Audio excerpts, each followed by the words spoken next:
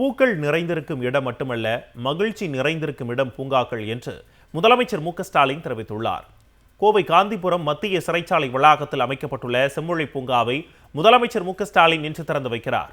இதையொட்டி தினத்தந்தி நாளேட்டில் அமைதி பூங்காவில் உருவாகும் அழகிய பூங்காக்கள் என்ற தலைப்பில் முதலமைச்சர் மு.க.ஸ்டாலின் கட்டுரை எழுதியுள்ளார். அதில் பூங்காக்கள் பூக்கள் நிறைந்திருக்கும் இடம் மட்டுமல்ல, மகிழ்ச்சி நிறைந்திருக்கும் இடம் என தெரிவித்துள்ளார்.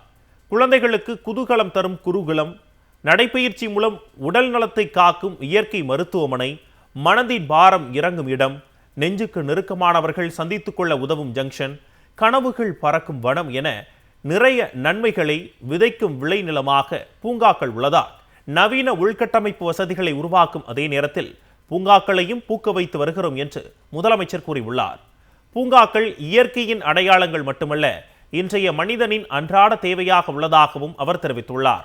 தமிழ்நாடு அமைதி பூங்கா மட்டுமல்ல, புத்தக பூங்கா, ஜவுளி பூங்கா, தொழில் பூங்கா, டைட்டில் பூங்காக்களால் நிரம்பியவை என குறிப்பிட்டுள்ள முதலமைச்சர் மு.க.ஸ்டாலின் கோவை செம்மொழி பூங்காவை மக்கள் பயன்பாட்டுக்கு திறந்து வைக்கப் போகும் நேரத்தில் தன் இதயத்தில் மகிழ்ச்சி பூக்கள் பூப்பதாக தெரிவித்துள்ளார். பூக்கள் நிறைந்திருக்கும் இடம் மட்டுமல்ல, மகிழ்ச்சி நிறைந்திருக்கும் இடம் பூங்காக்கள் என்று முதலமைச்சர் மு.க.ஸ்டாலின் தெரிவித்துள்ளார். கோவை காந்திபுரம் மத்திய சிறைச்சாலை வளாகத்தில் அமைக்கப்பட்டுள்ள செம்மொழி பூங்காவை முதலமைச்சர் மு.க.ஸ்டாலின் இன்று திறந்து வைக்கிறார். இதையொட்டி தினத்தந்தி நாளேட்டில் அமைதி பூங்காவில் உருவாகும் அழகிய பூங்காக்கள் என்ற தலைப்பில் முதலமைச்சர் மு.க.ஸ்டாலின் கட்டுரை எழுதியுள்ளார். அதில் பூங்காக்கள் பூக்கள் நிறைந்திருக்கும் இடம் மட்டுமல்ல, மகிழ்ச்சி நிறைந்திருக்கும் இடம் என தெரிவித்துள்ளார்.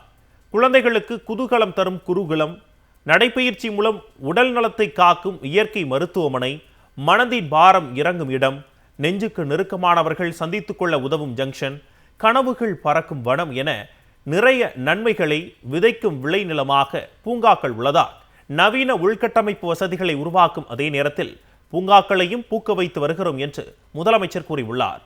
பூங்காக்கள் இயற்கையின் அடையாளங்கள் மட்டுமல்ல, இன்றைய மனிதனின் அன்றாட தேவையாக உள்ளதாகவும் அவர் தெரிவித்துள்ளார். தமிழ்நாடு அமைதி பூங்கா மட்டுமல்ல, புத்தக பூங்கா, ஜவுளி பூங்கா, தொழில் பூங்கா, டைட்டில் பூங்காக்களால் நிரம்பியவை என குறிப்பிட்டுள்ள முதலமைச்சர் மு.க.ஸ்டாலின் கோவை செம்மொழி பூங்காவை மக்கள் பயன்பாட்டுக்கு திறந்து வைக்கப் போகும் நேரத்தில் தன் இதயத்தில் மகிழ்ச்சி பூக்கள் பூப்பதாக தெரிவித்துள்ளார்.